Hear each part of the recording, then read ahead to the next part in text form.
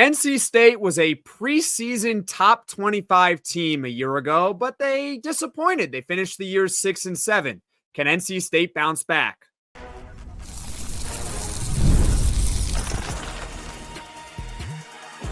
You are Locked On ACC, your daily podcast on the Atlantic Coast Conference. Part of the Locked On Podcast Network, your team every day. Hello, everyone, and welcome in a Locked On ACC. I'm Jackson Holzer, the host of Locked On Syracuse, filling in for Alex Donna, who is still on vacation in Europe. And of course, on Locked On ACC, we're always joined by Kenton Gibbs, the host of Locked On Wolfpack and former NC State defensive tackle. And guess what, Kenton? We're talking about your NC State Wolfpack today in this season preview edition of Locked On ACC. A season prediction overall will come up later on in the show, talking about NC State, a perhaps win-loss prediction. Can they be in the top 25 at some point during the year? We'll certainly get Kenton's thoughts on that. We'll discuss the defense with the new defensive coordinator and the offense led by true sophomore C.J. Bailey. All that and more here on today's edition of Locked On ACC. Now, before we get to everything, today's episode is brought to you by Gametime. Download the Gametime app, create an account, and use code LOCKEDONCollege for $20 off your first purchase. So, Kenton, you're an NC State expert. So I'll turn it over to you in just a second, because I'm going to be the one who's asking you the questions, and you are going to provide us with the answers, very similar to what we did a couple of days ago with Syracuse, how I turned it over to you and you asked me all the questions, right? Absolutely. Let's start with this offense. And last year, it was kind of an unfortunate situation. They bring in Grayson McCall from the transfer portal. High expectations for him. Was kind of up and down before suffering a really bad season-ending injury. We wish him nothing but the best. In comes C.J. Bailey as a true freshman, and C.J. Bailey did not disappoint as a true freshman, so much so that a lot of people thought he might leave in the transfer portal, but lo and behold, NC State keeps their golden goose. So, Kenton, let's start off with C.J. Bailey. What are your expectations for him in year two? I expect him to take a next step. I really do. I expect the game to slow down for him a little bit. People don't realize this was a young man who the biggest critique of him was he held on to the ball too long. But I like that. I like a quarterback that's going to hang on to it a little bit too long, especially when you're a young guy, because that means that your processing is happening in the right way. You're going from read one, read two, read three. Okay, what do we have? Nothing's open. All right, something's going to pop open, as opposed to a guy that's like, read one's not there. All righty, time to tuck it and take off. That's a dangerous situation for a quarterback to be in, regardless of how big in stature you are. C.J. Bailey's a very tall guy. He's not a very big guy in terms of muscle mass. He's not a very heavy guy at all. So, that type of situation is always going to put you in a dangerous space.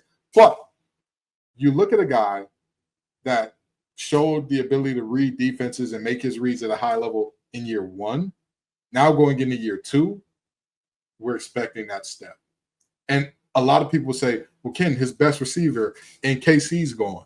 How do you kind of make that up? You have one of the best tight ends in the nation in Justin Jolie coming back. You have Noah Rogers, who he just shows those moments where you're like, this kid's got star written all over him. Keenan Jackson, a guy that when that recruiting class came out, everybody was saying, oh, he's pretty good. And I said, no, that's the best pure receiver in this class. And he showed it in his true freshman year. You've got Jonathan Paylor, a gadget guy who can do a little bit of everything. So you've got a very good group of guys coming back around him. And I tell people all the time, quarterback is not only the most important position in football, but it's also the most dependent.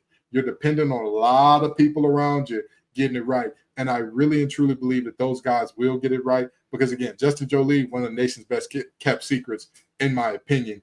And when you have a safety blanket like him, C.J. Bailey will be just fine. So I think he's set to take that next step. He looks physically bigger. Before last year, he looked like if he lost any more weight, he might slip through a crack in the floor when he turns sideways. This year, he looks the part of a football player and a quarterback. So I'm very excited to see what he's going to bring.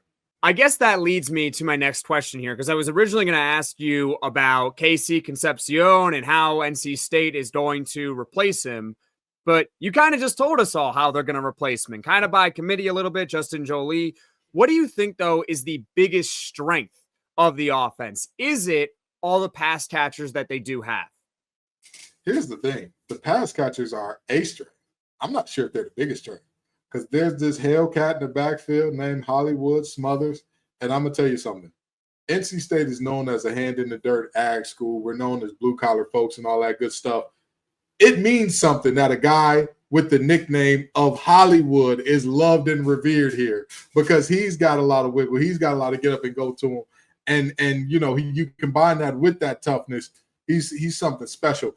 There are lots of parts of this offense that I would say, they're going to be very good next year. I think the receivers have a narrow edge because of the depth.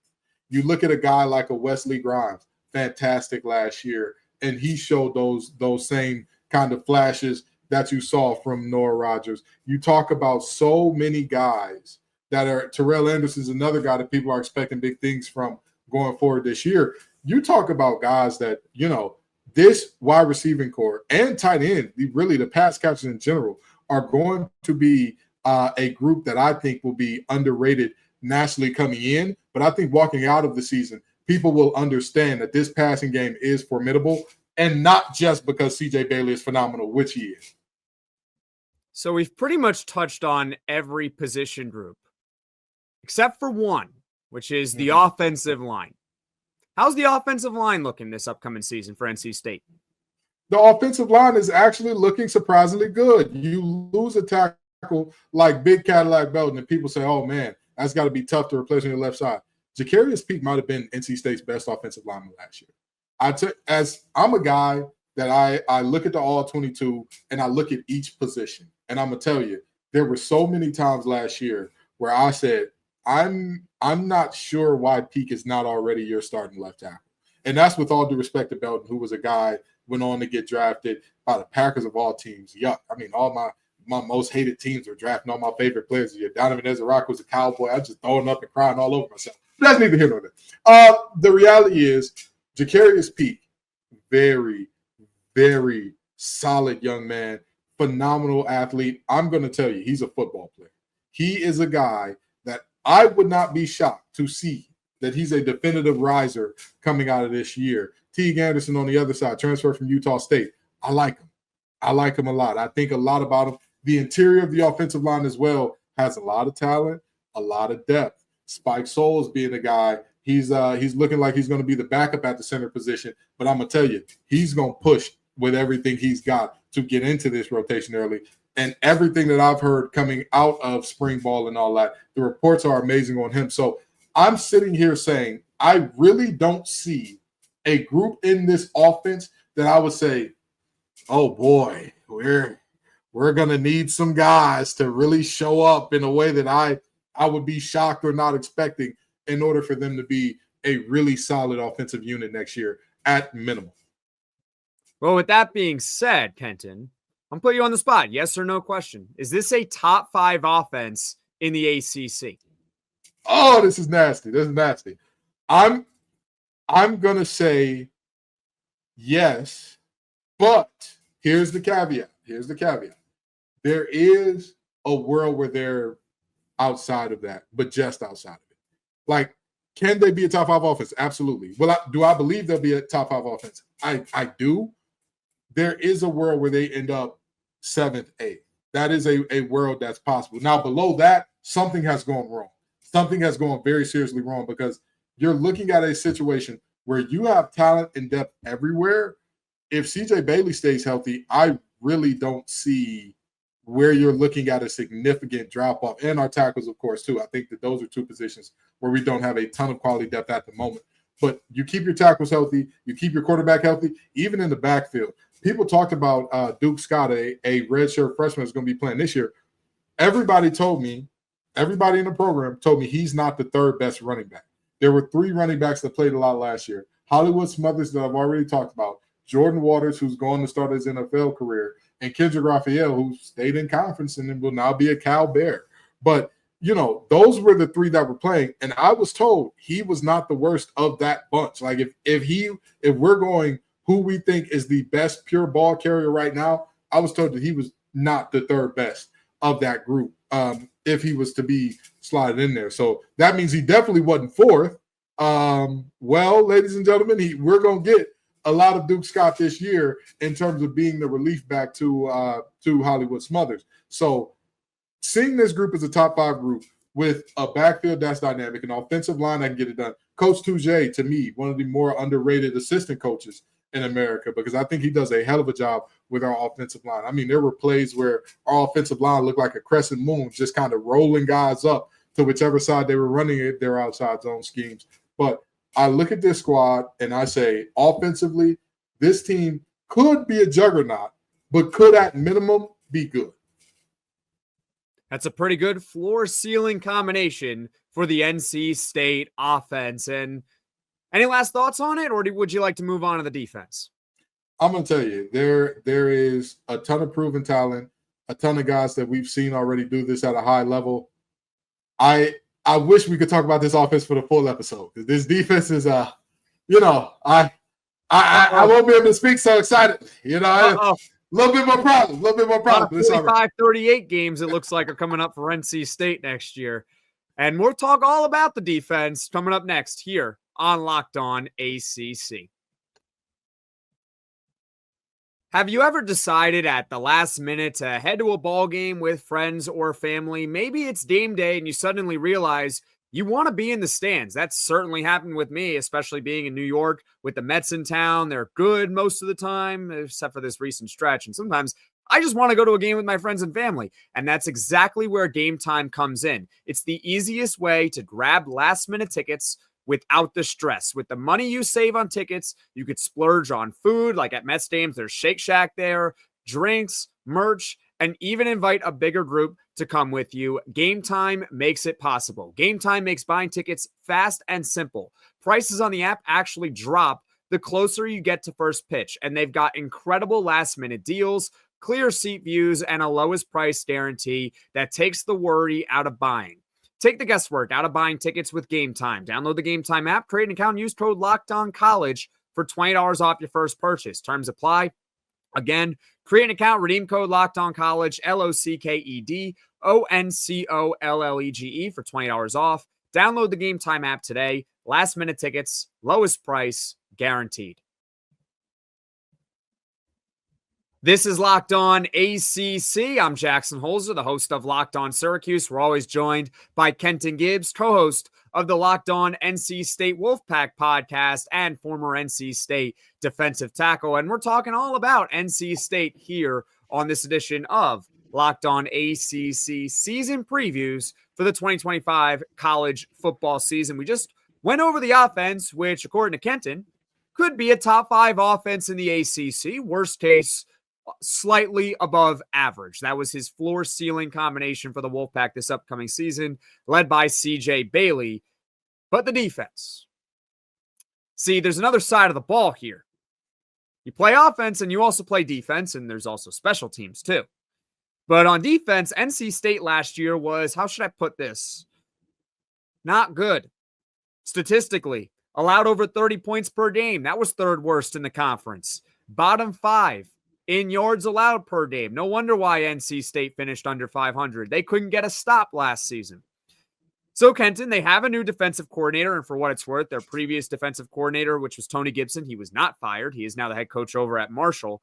But they do have a new defensive coordinator in DJ Elliott from Baylor. How do you think he can improve the defense for this upcoming season? That's a great question. I would love to have a definitive answer for you. Would you like to go back to talking about the offense? I would very much. If you want to talk special teams, we have some great kickers. Great, our punter's called Boom Kester. We could talk about a lot of things. But how can DJ Elliott improve this defense? I very seriously don't know, and I honestly don't expect the defense to be improved much from last year. I would hope so. I would hope against hope that it is, but in reality, last year's defense, we all know how good of a defensive coordinator Tony Gibson is. There's a reason that he got that head coaching job at Marshall. With that being said, even going into last year, there were moments, I watched the spring game last year and I said, hey, this defense will be fine if they do not have pivotal injuries at the linebacker spot. And then what happened? They got injured at the linebacker spot very early. I knew that the depth at linebacker was subpar, to say the least. And so you fast forward to this year and you say, well, what's the outlook for this defense? And I'd say the same thing, except a little bit worse, because I have the concerns about linebacker depth that still remain. And then on top of that, I'm worried about your edge rushers. I really and truly am. For reference, NC State added 3 edge rushers in the spring portal. So it's not just me. This isn't just Kenton saying I'm concerned about it. The coaching staff, by their actions, show they're concerned about it as well. With the loss of an absolute menace like Davin Vann, the guy that was one of the top sack guys in the ACC, led the ACC in forced fumbles, I believe, last year as well, set an NC State record there. That is tough because he was a guy that even in the 3-man front, off the edge, he was a menace. He gave teams the fits, and so you lose him. You lose Red Hibbler, who, transferred or decided to sit out in the middle of the season to transfer, who was one of our leading pass rushers from 2 years ago. And I hope that they did an adequate job of replacing them. I mean, to be honest, I didn't expect Red Hibbler to have the impact that he did 2 years ago. So I hope that the transfers pop in a way that I'm not expecting. It's just a very tall task with a bunch of players that, with all due respect, the only one that has shown a lot in terms of actual production is the defensive end / edge rush transfer from Texas Tech, and that's it. So, I when you ask how can Elliott make this group better, prayer. Get yourself a rosary, do a lot of Hail Marys, all that good stuff, whatever deity you worship, send up something for that. But in all seriousness, it's very much so a situation where I don't think the personnel has gotten better from last year. Potentially, if you get buy-in early to your new system, it could be better just from a simple standpoint of, even though, the linebacker position didn't get a ton deeper, they did get deeper than they were last year. And I think with more quality guys, the defensive line, I've talked about the edge rush troubles, but Brandon Cleveland, still phenomenal, still one of the best defensive tackles that I've seen in quite some time at NC State.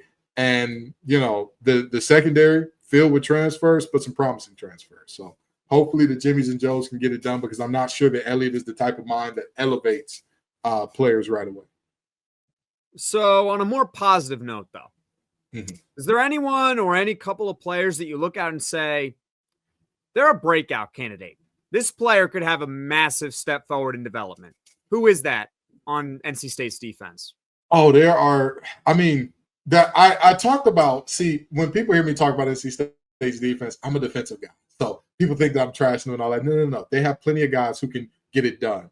Sean Brown's one of the best linebackers in the ACC, a safety convert who he has the range that shows you, oh, that's why he was a safety and all that good stuff. You also have some young guys that are coming along that could be playing a lot more this year. I've talked about Brandon Cleveland already and all he is. I've talked about Cade Fordham and the fact that before his injury, he was an absolute stalwart in this defense. But I'm going to tell you, some of the transfers I alluded to earlier, a Brian Nelson, this young man, that is a name to be on the lookout for, because Brian Nelson II from North Texas, 6-foot corner. He can run a little bit. He's got some loose hips, but you know what I like about him the most? He takes that ball away. When it's in the air, it's his. He is, he's coming in with some absolute ball hawking ability at North Texas. I believe it was 3 interceptions and 4 passes defended last year as a redshirt freshman. I think he's going to be big time. I really think that he's ready to kind of step up and compete at a high level. I think that's a name to look out for. If you don't already know who Brandon Cleveland is, you'll probably learn who he is by the end of the season. Sean Brown's already earned all conference accolades, so it's not really fair to label him as a breakout player per se. He was also on the, I believe it was the Bednarik watch list last year. So again, it's not fair to label him as a breakout. But if you don't know who Brandon Cleveland is, as a former defensive tackle myself, this film gets me a little excited. It gets me a little riled up. I start foaming at the mouth a little bit, thinking, reliving some of my old days. Watching him play. And I'm not going to say I was the defensive tackle he was at the college level. That'd be a lie and a half. But the young man is phenomenal. All right, Kenton. Any last thoughts on the defense? I think that the goal, like you said, going in the break, We're going to see some old school Big 12 football. We're going to see some 48-45. We're going to see some 52 to 49s. We're going to see that. And that's fine. The goal of the game is to have one more point to your opponent. And I think if this defense can just be opportunistic enough, just create turnovers, just create enough turnovers, just in the right moments, make those things happen. I think that there'll be that's my hope for this defense. That's the ceiling. Just an opportunistic unit that, yes, they have their deficiencies in certain areas, but they're opportunistic enough to make things really tough on offense, because it's like, damn, just those 2 interceptions, and all of a sudden their offense was off and running, and we never really recovered. And to further that point, you can allow all the yards you want. You can allow a team to go 98 yards down the field. But if you can hold them to a field goal with that offense that you're describing, that might just be enough with C.J. Bailey and company. We've talked about the defense of NC State with Kenton Gibbs. We've also talked about the offense. Coming up, a season prediction for the NC State Wolfpack in 2025. Don't go anywhere.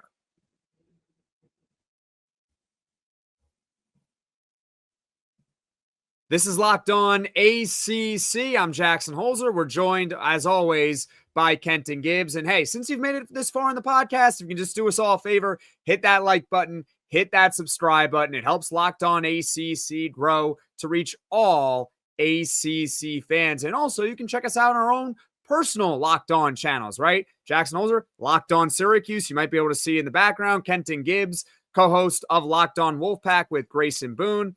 All right, Kenton. Instead of asking you just a traditional, what's your record prediction? What's your pie in the sky ceiling for NC State this upcoming year? Man, I'm going to tell you, this schedule, it's not one that I look at and I say, oh, man, this is a murderer's row. This is a world beater type deal. And NC State only has a hope of getting there if they're, having a great season, if they're absolutely everything goes right. But pie in the sky, best case scenario, I think that you're looking at a 10-win team. I think you're looking at Doeren's first 10-win season. I know a lot of people are going, call me everything but a child of God for that. But I say that only because we saw Wake Forest pull off we just got to score more than everybody gambit a few years ago. We saw it. We saw it in real time. We saw that it can get you 9 to 10 wins against a favorable schedule, which is what NC State has here. And, with that being said, that's going to require a lot of us having the ball last. That's going to require a lot of, hey, we don't need you to be great all game. Just come up with a pick at the end of the fourth quarter. Just come up with that one big moment. But I think this could be Dave Doeren's first 10-win team. You cited Wake Forest. How about Syracuse? That's what they did last year. They just outscored. They said, we're going to outscore you. We don't care. We'll beat you 41-38. It's going to be hard to win 20-17, but we'll beat you 41-38. Not to make everything about Syracuse, but that's the ceiling for NC State. That's your pie in the sky. So I'm not going to hold you to a 10-win season for saying that, because you're not predicting that. Absolutely. Just like you're also not predicting what I'm about to ask you here, which is, what's the floor for this team this upcoming year? Maybe things just don't break their way. What's the floor? Well, non-NC State fans who hear this, I know you'll be a little shocked, but any NC State, any member of Wolfpack Nation's listening has heard me say this ad nauseum all offseason. I'm going to say it here today. This team will either win 5 or less or 8 or more. This will not be a 6 or 7 win team. This is, I can feel it based on how the schedule is lined up and the law of the wolf. When you expect the most, you get the least. When you expect the least, you get the most. And everybody is just about good and tired and fed up with Dave Doeren in terms of folks saying that, he just hasn't been good enough, hasn't had that peak season yet. I just think he's been a model of consistency that hasn't reached that highest level yet, but, it is what it is. In terms of floor, this team could win 5 games. 5. And I say 5. I know a lot of people are going to say, 10 and 5, are you crazy? That's such a wide range. The way that this schedule is set up, Jackson, I'm telling you right now, if they get off to a slow start, let me tell you who the first few games of this season are. I know that they open with ECU, right? When you open with ECU, you're already saying, hey, this shouldn't be the tallest task in the world. This is an in-state group of 5 opponent. I shouldn't have a problem here. The problem is they lost to that team in the bowl game. So you go from East Carolina to UVA, Wake Forest. That's your first 3 games. There's a world where you come out of those 3-0. I think you should. I think you should come out of those 3-0. There's also a world where you come out of those games 1-2 or 0-3. That's possible. Because again, I would hope not. I would hope I'm wrong. I would hope there is not a world where you lose those games, but it's possible. And so if you run into that type of deal there, I mean, you can pretty much guarantee that you're going to beat Campbell. Beating the Dirty Foot Club, also known as the University of North Carolina, has been a tradition at NC State for so long. I got 10 nieces and nephews, and half of them don't know a world where UNC beats NC State at football. That's an actual fact, by the way, folks. So, this is a situation where, again, I'm not expecting them to do this, but if things shake out poorly, you start off slow, you stumble out the gates, it doesn't get easier because then after that Wake Forest game, you're going to Duke. Doesn't get easier. You got Virginia Tech coming in after that. And then you get Campbell, which, with all due respect, FCS team, you have some decided advantages there. And then after that, you got Notre Dame. Okay? The final stretch of the schedule, Pitt, Georgia Tech, Miami, Florida State, UNC.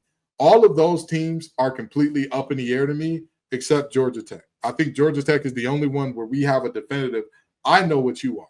Miami, for all the talent that they have, we've seen crystal ball it up. And we're betting on Carson Beck being really good throwing to receivers, that if you are listening to this podcast right now, you threw as many passes to Miami receivers during spring ball as Carson Beck did. Congratulations to you. So it's a very kind of intriguing situation here. I think that the start defines this one. I think it's all about the start here. You get off to a hot start, you get off to that 3-0, you could be in for a special season. If you drop multiple of those first 3, you could be off to that 5. All right, Kenton, you gave me your ceiling. You gave me your doomsday. What's your prediction? I'm going to use the Jackson Hosier method here. You say you add up the ceiling and the floor, you divide it by 2, and that's what you do. The ceiling being 10, the floor being 5, you add them up, you divide it by 2, you get 7.5. I think that's a good spot for NC State to be at. I really, like I said, I see this as a 5 or less, 8 or more year. I think NC State gets exactly 8 wins. 7.5, we're going to round it up to 8. I think 8-4 is where this team actually ends up going. Look at that. I taught you something. Isn't it a good method? It's a good method. It's a good method. Like think of your dream scenario, then think of your worst case, divide it. That's probably where they're going to end up. So Kenton is going to round up from 7.5 and say 8-4. I can get behind that. I can go 8-4 with NC State looking at their schedule. I think it's deceptively hard because you don't, aside from Campbell, there's really no true layup on the schedule. They don't have multiple layups. They got one layup, one where you can, by the third quarter, your third teamers are going to be in. Everyone else, everyone else is technically losable. I'm not sitting here saying they're going to go 1-11, but I'm just saying, if you're not careful against ECU, you could lose that game in week 1. If you're not careful, but you should beat them. And you should beat Virginia at home. But if you're not careful, they are an ACC team. And then look at the flip side of it. How many games do you look at here where you're like, oh, the NC State Wolfpack don't really stand a chance? I say Notre Dame. I'd say going to South Bend, you're like, hey, y'all ain't really pulling one over on touchdown Jesus. That's just not happening. That's how I am with Syracuse. I'm like, you're not going to Notre Dame and winning. That's just not happening. So that's one game that you look at and you say, hey, you're not equipped for that one. But all the rest of these games, I mean, who's their next toughest game after Notre Dame? Decidedly, that's Georgia Tech. After Georgia Tech, who's your next toughest? Miami? I was going to maybe say Miami just because you're on the road anyway. Okay. Because you're on the road, and if you're in the sun, it ain't fun. You know how Miami configures their stadium? How? They configure it so that the road team has the sun. Oh, it gets the sun in the second half. Yep. Oh, all game? I think all game. Oh, that's tough. That's terrible. Yeah. Yikes. Yeah. Well, and now listen, they do it for the Dolphins, but I'm pretty sure the way it works, I think they also do it for the Hurricanes. well, listen, I'm not saying that this team is going 11-1 and everybody get your ACC championship get ready, because I said that last year and I looked like a fool and a half saying, hey, if Grayson McCall comes to this team, go ahead and book your tickets to Charlotte now. And the only reason any NC State fan was in Charlotte was to watch us get mopped by Tennessee. So with all due respect to the opponents on the schedule, I see one game where you're like, if you win that, if you going into that game, you'll be a double-digit dog. I have no doubt you're a double-digit dog going to Notre Dame. All these other games, I mean, I'm not saying you win them all, but I'm saying you have the opportunity to be in each and every one of these games. The schedule works out favorably. The law of the wolf, for those of you who don't know that, I already talked about it, but when you expect the least, you get the most, all that type of stuff out of NC State. All of those things work out. And this is what year number for Dave Doeren, Jackson? Lucky number 13. This just feels like one of those years where there's some witchy stuff going on, and CJ Bailey's gonna be saying some expectro patrol with that ball. I just thought of it. I'm going to change. I'm not going to change my prediction, but I'm going to change my range. Okay, they're either going undefeated or they're losing every game but one. We got lucky number 13 here. I mean, listen, I'll tell you. You're going 12-0 or 1-11. You'll beat Campbell no matter what. I'll tell you this. This is a very strange year, and again, there's so many moving parts because the offense feels the offense truly does feel even better than last year, because last year there were a lot of stars, there were a lot of big names, there was a lot of splash coming in. There wasn't a lot of continuity coming back. You look at the guy who was supposed to be running back one next year, Duke transfer, quarterback last year, Coastal Carolina transfer, wide receiver number one last year. Or the guy who's expected to be that Ohio State transfer. So you got all these transfers in these pivotal positions, as opposed to this year. If you look at all the guys who are in those slots, played at NC State last year in terms of CJ Bailey, played at NC State last year in terms of Hollywood Smothers, played at NC State last year in terms of, you pick the guy. If you think it's Noah Rogers, he played at NC State last year. If you think it's going to be Wesley Grimes, he played at NC State last year. If you think it's going to be Keenan Jackson, Terrell Anderson, Jonathan Taylor, one of the other freshmen, he played. All those guys played at NC State last year. Justin Jolie transferred to play at NC State last year. So there's a lot more continuity with this offense than what you saw last year, which is what gives me that itch that this offense is going to be really good. All right, fair enough. I'm Jackson Holzer, host of Locked On Syracuse. That's Kenton Gibbs, host of Locked On Wolfpack and former NC State defensive tackle. And hey, you've already made it this far in the podcast, so we thank you all so much for watching. We thank you all so much for listening. If you like this podcast, be sure to hit that like button. If you really enjoy the podcast, be sure to hit subscribe. Tell all your friends about Locked On ACC and leave a comment in the comment section below. Tell us why NC State is going to go undefeated, and opposite, tell us why NC State will win all but one game. We would love to hear from you in the comments section below, while they're either going to have the most magical season ever, or this is going to be Florida State 2.0 from a year ago. We'd love to hear from you in the comments section below. We'll be back next week with more Locked On ACC.